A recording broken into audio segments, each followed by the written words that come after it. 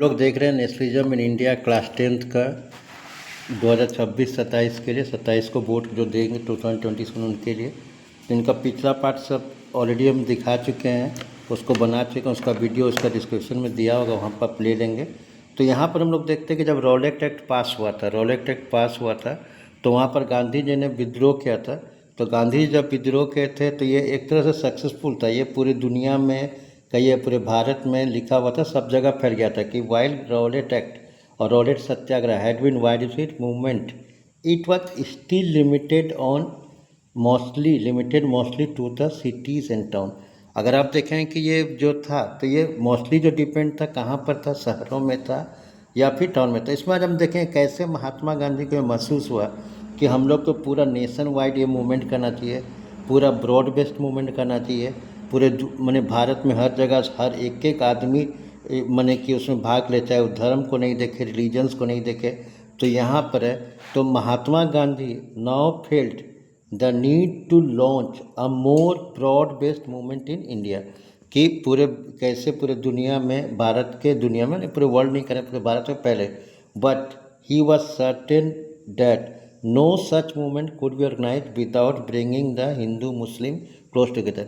तो आज के वीडियो में हम लोग का मेन इंटेंशन रहेगा कि नॉन कोऑपरेशन मूवमेंट जो स्टार्ट हुआ था, असहयोग आंदोलन स्टार्ट हुआ था, तो वो कैसे उसमें सब कोई भाग ले लिए थे, क्या शहरों में, बिजनेसमैन, गाँव में। तो इसके लिए जब 1919 में एक बड़ा काम था कि ये खासकर जो महात्मा गांधी को, जो उनको कांग्रेस के अंदर सबको एकजुट करके मानना था कि हम लोग को मुस्लिम को सपोर्ट करना चाहिए, मुस्लिम की बात होना चाहिए।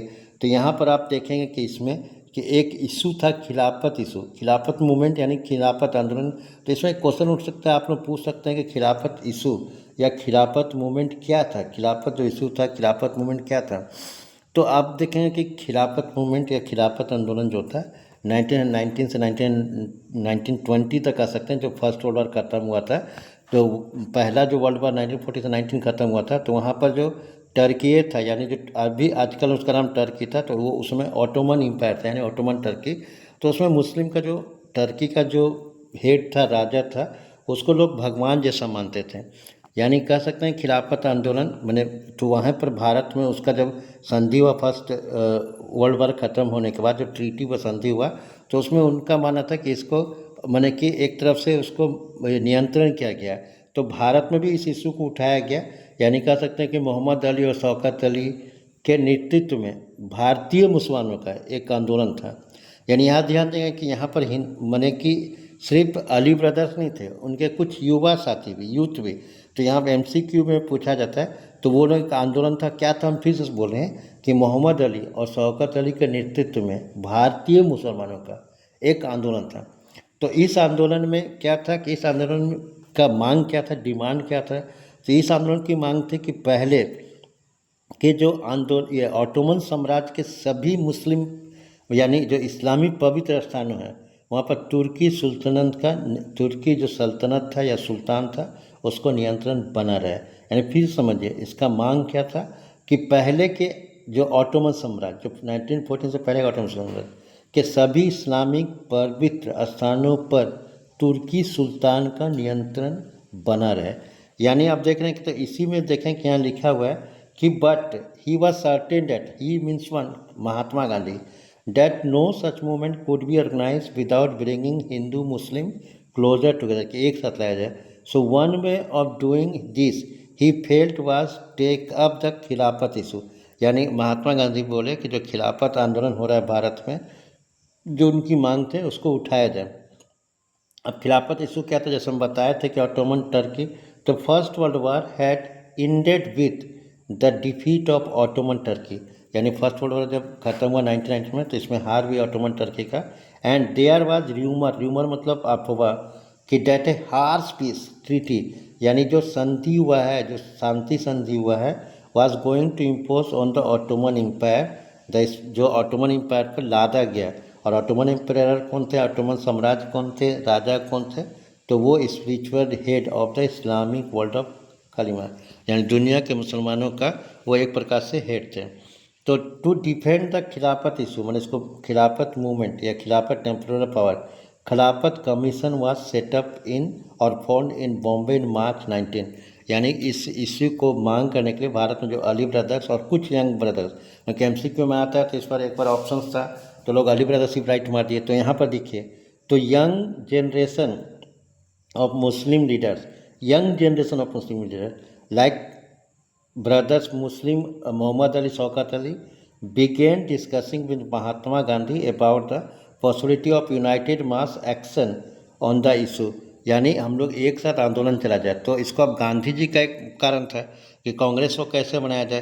तो यहाँ पर याद रखिएगा कि गांधी जी जो कलकत्ता का जो सेशन था सितंबर का, वहाँ पर इसको बात रखे कि खिलाफत इशू का। तो यहाँ लिखे हुए हैं, तो ये bring under the umbrella of unified national movement.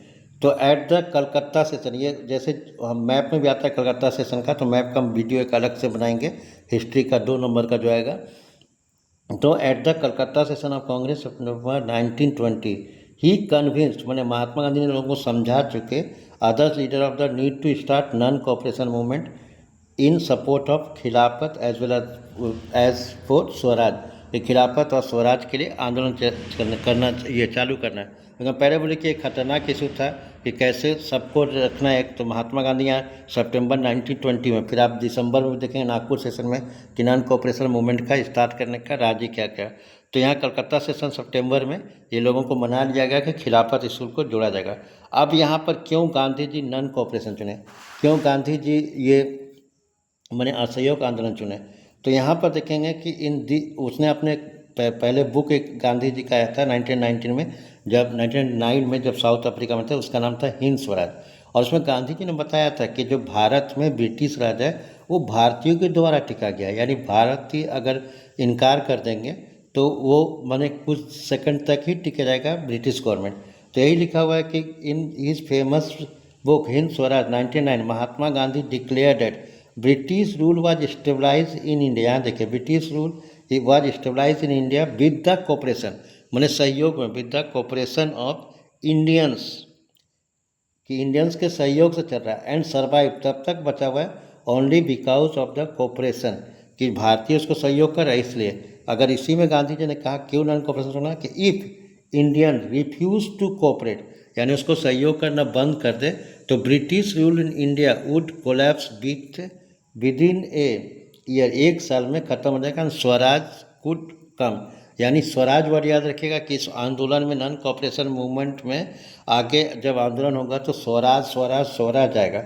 अब यहाँ पर एक क्वेश्चन उठता है कि how could non cooperation become a movement, कैसे नॉन कोऑपरेशन एक आंदोलन बन गया। याद रखिएगा, नॉन कोऑपरेशन कैसे ये आंदोलन बन गया, ये क्वेश्चन आ सकता है। तो गांधी जी प्रपोज्ड, क्या बताया गांधी जी कैसे करना है, propose that the movement should unfold in stages, यानी जो आंदोलन स्टार्ट होगा उसका एक स्टेज बनाया गया। यहाँ से भी क्वेश्चन कितना था, फर्स्ट पॉइंट हो जाएगा इस आंसर का कि Gandhi ji propose the movement should unfold, unfold मैंने चालू करना in stages. It's second point ये होगा, it should begin with the surrender of title that the government awarded, यानी इसकी शुरुआत जो होगी जो टाइटल दिए थे गवर्नमेंट, जैसे कि रविंद्रनाथ टैगोर जलियांवाला बाग मैसाकर हुआ तो नाइटहुड की उपाधि वापस कर दिए थे। तो उसी तरह से जो भी उपाधि मिला हुआ था, किसी को सर की उपाधि थी, किसी को नाइटहुड के, तो सब उसको वापस कर देंगे।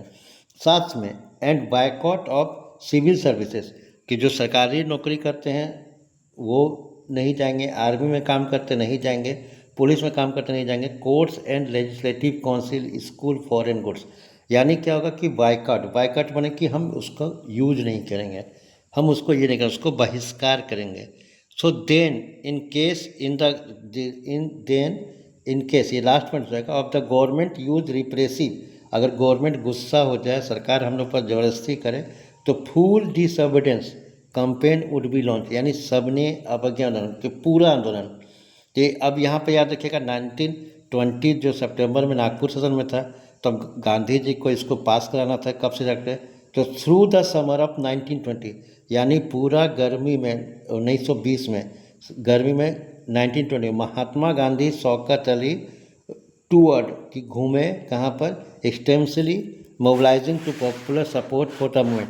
और इसी में याद रखिएगा कि 1920 में घूमते हैं तो 1921 का जो फरवरी का महीना था, तो इसी में गांधी जी इसी आंदोलन में 1921 में दक्षिण भारत यानी साउथ इंडिया का जब यात्रा में थे, के दौरान गांधी जी ने अपना सिर मुंडवा लिया था और उन्होंने सूती वस्त्र धारण कर लिया था। याद रखिएगा, मद्रास का उसमें अभी का नाम चेन्नई है। तो उस समय के जब आंदोलन में थे तो गांधी जी ने अपना सर मुंडवा लिया, कपड़ा पहना, क्योंकि एक घटना था कि वहाँ से जो ट्रेन जा रहा था, लोकल ट्रेन था, तो वहाँ पर देखिए कुछ महिला जो है, औरत जो है वो मैंने कि ट्रेन जा रहा है तो मैंने कि पहाड़ के नीचे पत्थर के पीछे छिप गए। तो गांधी सरप्राइज है क्यों ऐसा छिप गया। तो देखे जब ट्रेन चल गया, देखे फिर औरत सब दूसरा ड्रेस पहन के निकले, जो कपड़ा सूखा था सूखा जो धोने डाली थी उसने, तो उन्होंने पूछा कि क्या आप लोग पास दूसरा कपड़ा नहीं है। तो बोले नहीं, हम लोग पास एक ही कपड़ा है, इसी से पहना, इसी को धोना, इसी को नहाना है। तो गांधी जी को बहुत दुख लगा कि भारतीय के पास कपड़ा नहीं है, और गांधी जी ने सूती वस्त्र धारण कर, याद रखिएगा, अपना सर मुंडवा लिया, उनका भरा भरा बाल था, गांधी बिना बाल का हो गया था। तो मेनी विद इन कांग्रेस, अब यहाँ पर गांधी जी क्या चाह रहे हैं, नॉन कॉपरेशन आंदोलन चालू करना, अशोक आंदोलन, लेकिन बहुत सारे कांग्रेस के अंदर चाहते थे कि ये नहीं हो सकता, संभव नहीं है।